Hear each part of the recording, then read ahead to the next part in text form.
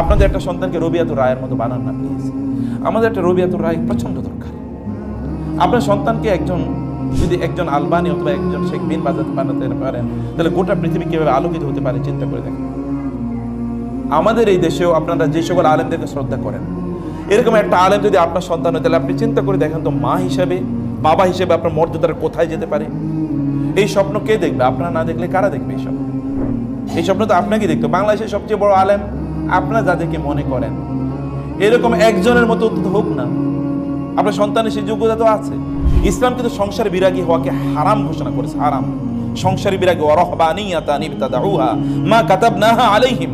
রহমানিয়াত বৈরাগ্যবাদ, যেমন হিন্দুরা অথবা খ্রিস্টানরা তাদের ওই যে তাদের ফাদারদের কিন্তু বিয়ে করা হারাম, জানেন।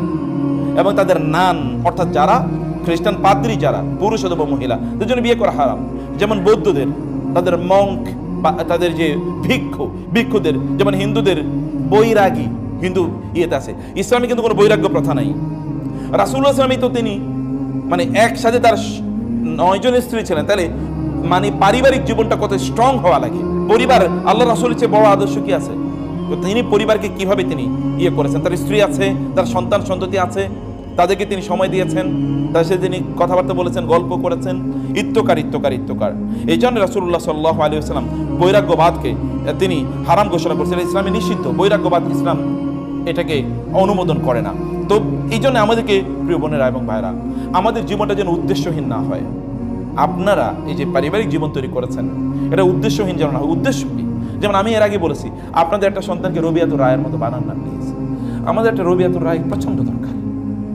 আপনার সন্তানকে যদি একজন আলবানি অথবা একজন শেখ বিন বাজ বানাতে পারেন, তাহলে গোটা পৃথিবী কিভাবে আলোকিত হতে পারে চিন্তা করে দেখেন।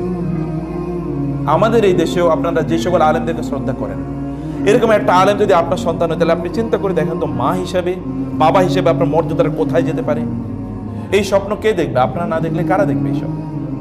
এই স্বপ্ন তো আপনাকে দেখতো। বাংলাদেশের সবচেয়ে বড় আলেম আপনারা যাদেরকে মনে করেন, এরকম একজনের মতো হোক না। আপনার সন্তানের সেই যোগ্যতা তো আছে, নাই কিন্তু এটা না। কে কাকে যোগ্যতা, কাকে আল্লাহ তাআলা কতটুকু যোগ্যতা দিয়ে তৈরি করেছে তা তো আমরা জানি না। যোগ্যতা আছে, পটেনশিয়াল আছে, কিন্তু স্বপ্নের অভাব। আপনি যদি স্বপ্ন দেখেন, তাহলে আপনি এভাবে প্ল্যান নেবেন।